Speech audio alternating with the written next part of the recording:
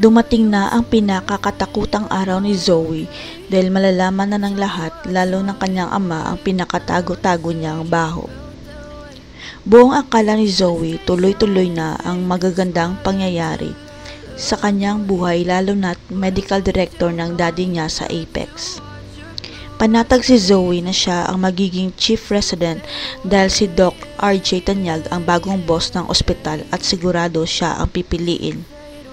Kaya naisipan ni Zoe na ilibre ang kanyang mga magulang sa labas para i-celebrate ang first job niya bilang doktor sa Apex Hospital. Ngunit mauudlot ang kasiyahan ni Zoe dahil ilalantad ni Annalyn sa ospital ang sikreto niyang siya ang totoong may-ari ng kodigo. Nagsimula ang lahat ng niloko ni Zoe si Annalyn tungkol sa tatay nito, kaya sa galit ni Annalyn nasabi niya si Zoe ang may-ari ng kodigo. Kaya sinampal ni Zoe si Annalyn dahil natatakot ito baka marinig ng iba, kaya rumesbak naman si Annalyn at nasaksihan ito ni Doc RJ. Kaya pinagalitan ni Doc RJ si Annalyn at gusto niya magpaliwanag ang batang doktor bakit sinaktan ang anak niya kung ayaw nito matanggal. Hindi nagdalawang isip si Annalyn na isiwalat kay Doc RJ na si Zoe ang totoong may-ari ng leakage sa med school at na-frame up siya nito.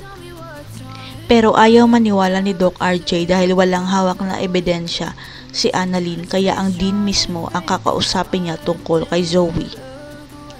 Aaminin ng dean kay Doc RJ na si Zoe nga ang totoong may-ari ng kodigo matapos umamin ang kasabwat niyang staff sa university.